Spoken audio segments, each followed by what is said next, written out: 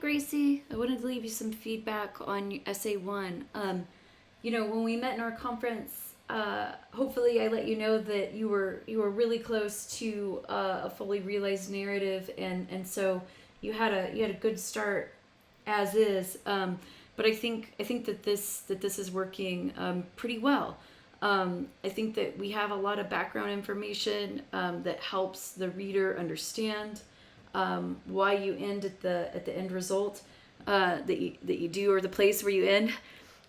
Your paragraphs are working really well. They feel really well organized in this second version.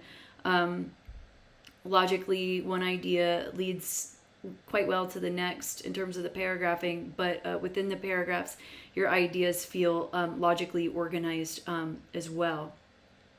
There's really just one area that I want to talk to you about. So you're a little shy on the page length, and I think that I like the sentence where this essay ends, but there was something just slightly dissatisfying about the ending. Like I kind of wanted a little bit more, and it took me a minute to sit down and think about what it was, and I think I got it. So I like the conclusion that you've come to in this last paragraph, and it's this idea that, okay, so based on what I've experienced, here's what I'm searching for in a future partner. And you say, I want us to teach our children to stick together through tough times. I want my children to be raised in a happy, complete family. I want my future children to see what love is, and I want my future children to always be loved. I think, so those ideas are really clear, but I think maybe bringing in some descriptive details and showing like how you would make your children feel that way might make for a really good, solid conclusion. So you say, I want my future children to be raised in a complete, happy family.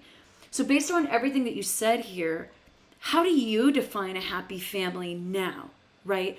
So kind of paint the picture of what that would look like. And you said, I want my future children to see what love is. So paint the picture of what that feels like. So all relationships will experience conflict, but it sounds like the way that, the models that you were given for conflict were really frightening, in that it seemed like if any fight got bad enough, somebody would leave, right?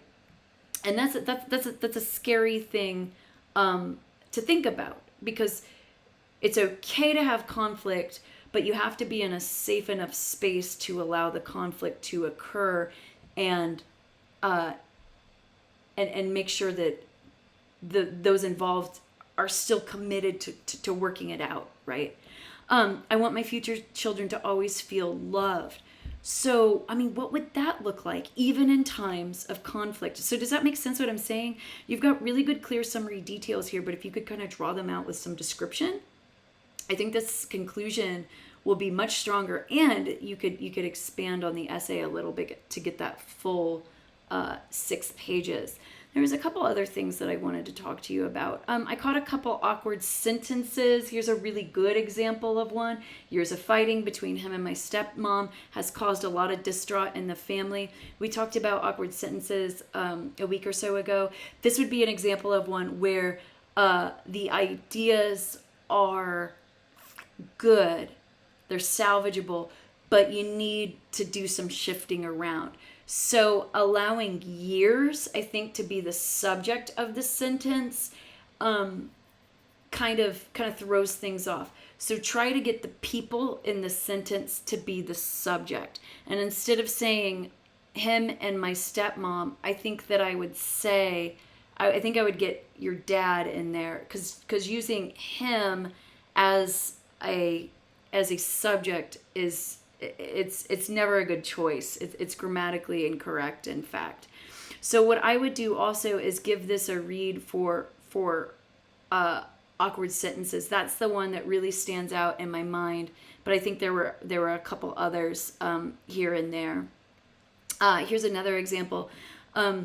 Being is such a is such a it's a difficult word to work with. So in this case, I would say, as a child of divorced parents, doing your best to avoid sentences with the word being is a good choice to make, because being is just so kind of vague and passive. It's really hard to follow the ideas there. So I think as would be a better choice here. And Christmas is, you want to use the plural form here, not the possessive, because you're talking about more than one Christmas, not Christmas, something that belongs to Christmas, which is what the apostrophe suggests. So a little bit of editing here and there, and then some expanding, and I think that this will be a very, very strong essay. Well, it already is, I should say that, but it'll be even stronger. All right, thanks.